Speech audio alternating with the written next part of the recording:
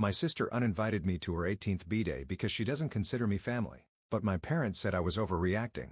So I canceled the catering and refused to sponsor her college, then counted the missed calls. My name is Nancy, and I'm 27 now. I've got a good job, my own place, and enough money to live comfortably. But getting here? That's a story filled with more twists and turns than I ever imagined. It all started when I was 15.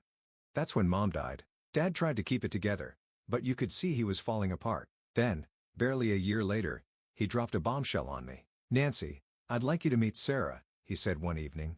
Standing in our kitchen with this woman who looked barely older than my cousin in college. "We're getting married." Sarah was at least 15 years younger than Dad, and she came with a daughter of her own, Kayla, who was just 5 at the time. From day one, Sarah treated me like I was some kind of unwanted houseguest. She'd walk right past me in the hallway without saying a word, or she'd suddenly start whispering to Dad whenever I entered a room. But Kayla? She was different at first.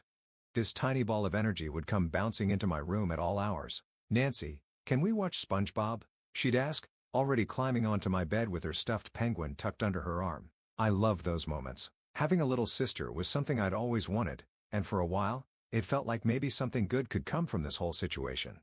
But it didn't last. The change started slowly. First, Kayla stopped coming to my room after school. Then she'd make excuses when I asked if she wanted to watch TV together. One day, I overheard Sarah talking to Kayla in the kitchen. "Honey, you don't need to spend so much time with Nancy," Sarah was saying in that sugary sweet voice of hers. "She's not really your sister, you know. She's just your father's other daughter." That's when it all clicked into place. The way Sarah had been acting, the sudden distance from Kayla, it was all part of her plan. She didn't want Kayla seeing me as a sister, and she was succeeding. After that, I stopped trying. What was the point? Every time Kayla looked through me at dinner, or turned away when I passed her in the hall, it just hurt more. So I threw myself into my schoolwork instead. When I got accepted to college on a full scholarship, it felt like freedom. After college, my career took off like a rocket. Each year brought new opportunities, bigger projects, and better pay. I finally had the life I'd dreamed about. My own place, nice clothes, fancy restaurants, weekend trips whenever I wanted. No more counting pennies or wearing hand-me-downs. Then came the phone call that changed everything. "Nancy?" My father's voice on the other end of the line was hesitant, almost shy. "How are you, sweetheart?" I nearly dropped my coffee mug.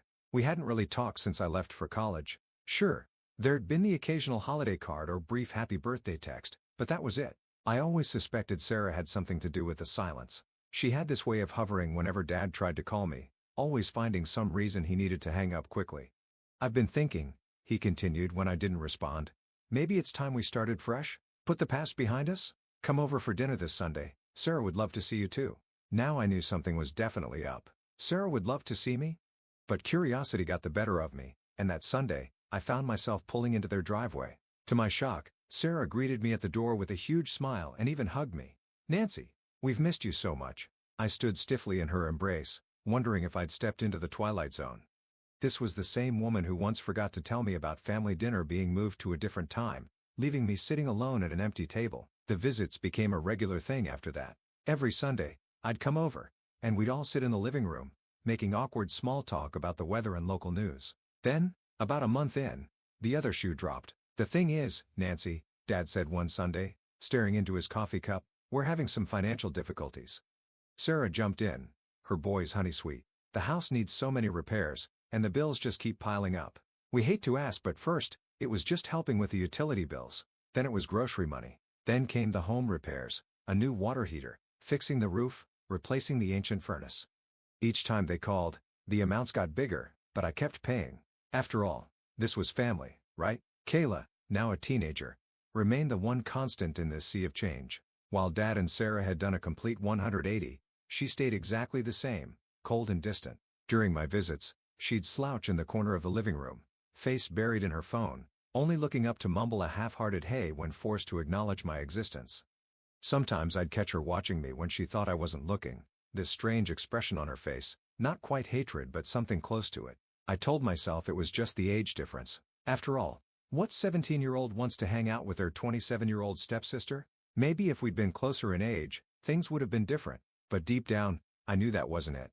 The seeds Sarah had planted all those years ago had grown into thick, thorny walls between us. No amount of money or forced Sunday dinners was going to change that. The call came on a Tuesday evening while I was sorting through my mail. Sarah's number flashing on my phone screen usually meant another bill needed paying, so I braced myself before answering.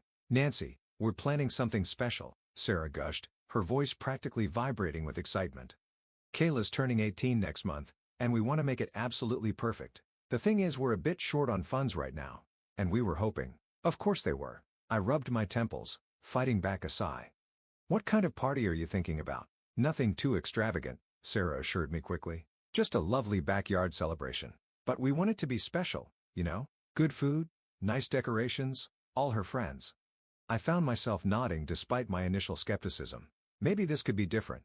Maybe this was my chance to finally bridge the gap between Kayla and me. After all, 18 was a big deal. I still remembered my own 18th birthday party, though mine had been a much smaller affair at a local pizza place. "What do you need help with specifically?" I asked, already reaching for my laptop. "Well," Sarah hesitated, "the biggest expense would be the food and drinks. We want to have enough for everyone, and you know how teenagers eat." I pulled up the website of a local catering company I'd used for work events. I could handle the catering I offered. They do great work, appetizers, main courses, drinks, and they make amazing cakes. I spent the next hour discussing menu options with them, trying to picture Kayla's face when she saw the spread. Would this finally be the thing that thawed the ice between us? I even found myself getting excited about the party planning. Then, a few days later, Dad called again. "Nancy, honey, there's something else we need to discuss," he said, his voice serious. "It's about Kayla's future." I settled into my favorite armchair, sensing this wouldn't be a quick conversation. "What about it?" "Well, she'll be graduating high school soon, and she wants to go to college." He paused. "You know how important education is, and as her sister," I knew where this was heading before he even finished the sentence. But surprisingly, I didn't feel the usual irritation that came with their requests for money. Instead, I found myself actually considering it. "How much would tuition be?" I asked. "Well, we were looking at State University." Dad started listing figures, but my mind was already racing ahead. That night, after Dad's call, I sat on my balcony with a glass of wine, thinking it through. The State University was a decent school with reasonable tuition rates. I could afford it without too much strain on my finances. And maybe, just maybe, this could be the gesture that finally made Kayla see me as family. I made my decision right there. I'd announce it at her birthday party. My gift would be paying for her college education. I spent the next few days finalizing arrangements with the caterers, picking out the perfect cake design, and drafting what I'd say when I made my announcement. 2 days before the party, my phone rang while I was reviewing the final catering order. Kayla's name flashed on the screen, and my heart actually jumped. She'd never called me before. "Hey, Kayla, I was just finalizing some party details." "Yeah, about that," she cut me off, her voice cool and businesslike. "I'm going through the guest list right now. Mom and Dad invited way too many people, so I'm making some cuts. I'm cutting you from the list too." The words hit me like a slap in the face. I actually pulled the phone away and stared at it for a moment. Sure, I'd misheard. "I what?" "Kayla, I don't understand. I'm your sister." She laughed, and the sound was like ice crackling. "No, you're not. That's kind of the point. This party is for blood relatives and close friends only. You're neither. I never loved you like that. You were just there. Some random girl living in our house." I gripped the edge of the counter, my knuckles turning white. The room seemed to be spinning slightly. "By the way," she said, and I could hear the smirk in her voice, "if you already got me a gift or whatever, you can just have it sent over. You know, by courier or something." The line went dead before I could respond. I sat there for what felt like hours, staring at nothing, my phone clutched in my trembling hand. Then I did something I hadn't done in years. I called my father in tears. "Dad," my voice cracked. "Did you know about this? Did you know Kayla was uninviting me from her party?" "Oh, honey." He sighed, like I was still a child complaining about a skinned knee. "Don't take it so personally. You know how teenagers are. You're older and wiser than she is, Nancy. Family helps family." "Family?" My voice rose. "Kayla just explicitly said I'm not family." Suddenly, Sarah's voice cut in, sharp and clear. "Now you listen here, Nancy. You're successful. You're rich. It's your duty to help us. We're your family whether Kayla wants you at her party or not." I opened my mouth to respond, but the line went dead. Sarah had hung up on me. I sat in my kitchen, surrounded by party plans and catering menus, feeling like the biggest fool in the world. All this time of writing checks, of trying to buy my way into their hearts, and this was what they really thought of me. Just an ATM with legs. A convenient source of cash who didn't even deserve an invitation to the party she was funding. The laptop screen dimmed, then went dark, but I kept sitting there, watching my reflection in the black glass. Behind me, I could see the cork board where I'd pinned the acceptance letter from State University, the one I'd planned to show Kayla when I announced I'd pay for her education. I pulled up the catering company's number, then hesitated. The rational part of my brain reminded me that canceling now would be throwing money away. They'd already purchased all the food and started preparations. But then another thought struck me, and I found myself smiling for the first time in hours. "Hello. This is Nancy Mitchell," I said when they answered. "I'm calling about the party order for this Saturday. I need to change the delivery address, and I'd like to donate the entire order to the Hope Harbor shelter downtown." There was a pause on the other end. "The homeless shelter?" "Yes," I confirmed, pulling up their address on my phone. "Just deliver everything as planned, just to the new address. The full order, all the appetizers, main courses, desserts, and especially that 3-tier cake, don't change a thing." After hanging up, I felt lighter somehow. The knot of anxiety in my chest had loosened, replaced by a calm certainty. I didn't even feel guilty. After all, wasn't this exactly what Kayla wanted? No connection to her non-sister at her precious party? I slept better that night than I had in weeks. The morning of Kayla's birthday dawned bright and clear. I was enjoying my second cup of coffee when my phone exploded with Sarah's ringtone. "Where's the catering?" she shrieked without preamble. "They were supposed to be here an hour ago." "If this is your idea of a joke, oh, the catering?" I kept my voice light, casual. "Don't bother waiting. Everything's been delivered to Hope Harbor Shelter. I'm sure they're enjoying it right now." The silence on the other end was deafening. "You what?" Sarah's voice had dropped to a dangerous whisper. "Well, since I'm not family enough to attend the party," I said, stirring my coffee, "I figured I shouldn't impose my gift either. Kayla made it very clear she only wants close relatives and friends involved. And as her father so wisely pointed out, I need to respect her wishes." "You spiteful little," Sarah's voice rose to a screech. "You've ruined everything. The guests will be here in 2 hours." In the background, I could hear Kayla's voice rising in panic. "Mom, what's happening? Where's the food?" "Maybe you can order pizza," I suggested cheerfully. "That's what non-family members would do, right?" Kayla's sobs were getting louder in the background, punctuated by what sounded like stomping feet and slamming doors. The mental image of her tantrum made me smile wider. "You've ruined her birthday," Sarah wailed. "Her special day." "No, Sarah," I said calmly. "Kayla ruined it herself when she decided to teach her cash cow a lesson. I just helped her learn one instead." I hung up while Sarah was still spluttering, set my phone to Do Not Disturb, and took another sip of my coffee. It tasted better than usual somehow. Sweeter. Somewhere across town, 200 people at Hope Harbor Shelter were about to enjoy the fanciest meal they'd had in years, complete with a gorgeous 3-tier birthday cake. And somewhere else, my dear stepsister was learning that actions have consequences. The reports started trickling in a few days after the party. My friend Lisa, whose cousin went to school with Kayla, was the first to call. "Oh my God, Nancy. It was a total disaster," she said, trying to stifle her laughter. "You won't believe what happened." When none of the catering showed up, Sarah ran to the supermarket in a panic. She bought a bunch of sandwich stuff and started slapping them together in the kitchen. But she didn't get nearly enough. Half the guests didn't even get food. I took a sip of wine, picturing Sarah's perfectly manicured hands frantically making sandwiches. "What about the cake?" "Even better," Lisa snorted. "She sent your dad to Danny's diner for whatever desserts they had left. He came back with a box of day-old donuts and some sad-looking apple pies. People were standing around the backyard holding paper plates with half a sandwich and a stale donut, trying to figure out what was going on. And Kayla, complete meltdown, I mean nuclear. She was screaming, crying, throwing her gifts around the yard. Someone got hit in the shoulder with a Bath and Body Works gift set. The look on your stepmother's face when those lotions went flying." Lisa dissolved into giggles. I was still smiling about it when Dad called a few hours later. His voice had that forced calm quality that meant he was trying very hard to sound reasonable. "Nancy, honey, we need to talk about what happened. What you did, it really hurt your sister. But I understand why you did it, and I forgive you." I almost laughed out loud. "You forgive me?" "Yes," he said magnanimously. "It's water under the bridge now. But we need to discuss something more important, Kayla's college education."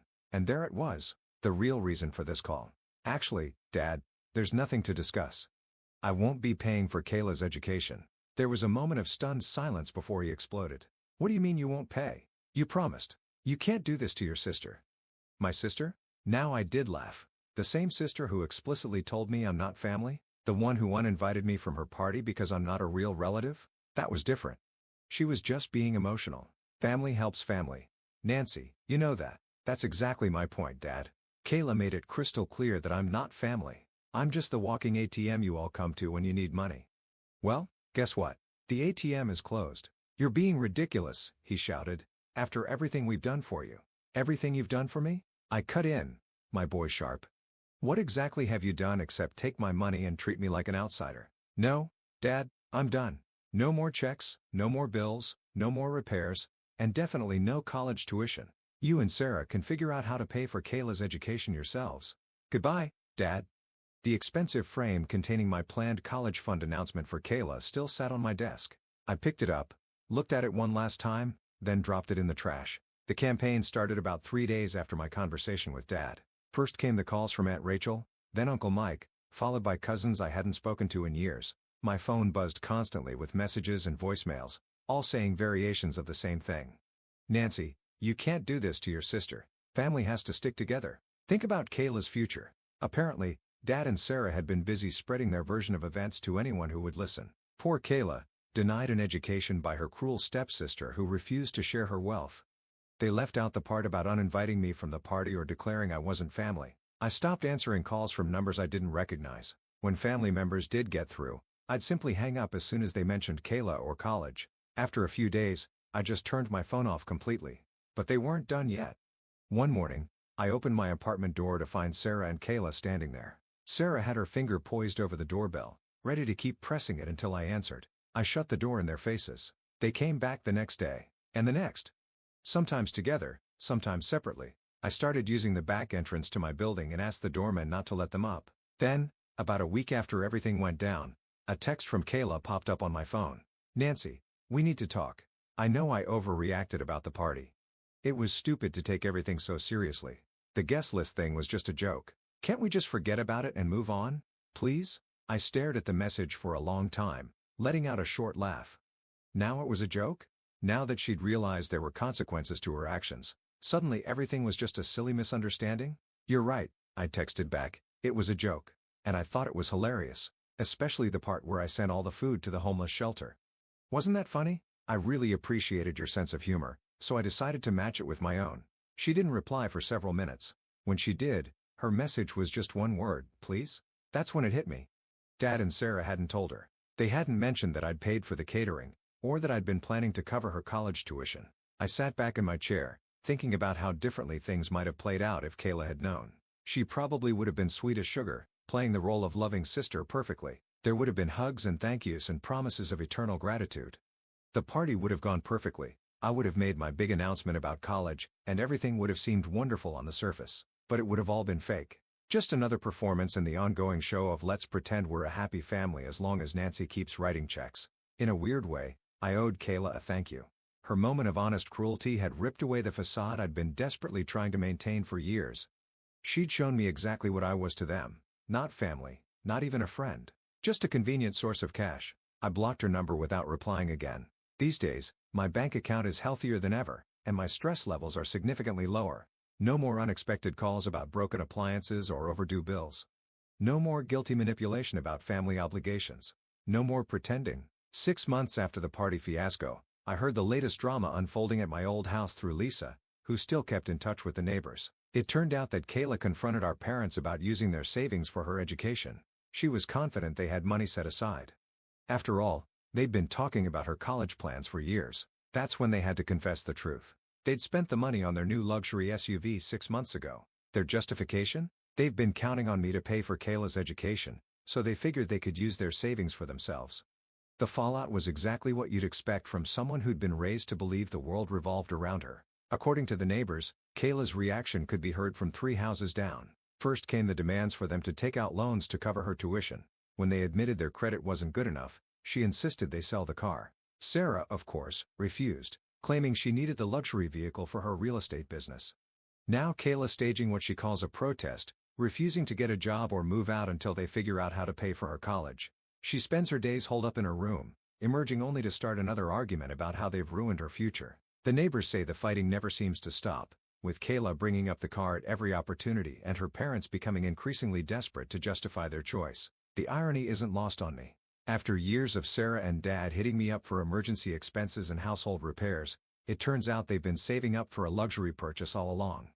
And now Sarah's apparently complaining to anyone who'll listen about Kayla's ingratitude, seemingly oblivious to the parallel with how they'd treated me all these years. Those who know the situation better than I do give it another month before my parents cave and sell the car. Kayla learned manipulation from the best, after all. She watched her mother wear me down for years with guilt trips and emotional manipulation. Now she's simply applying those same tactics to her parents.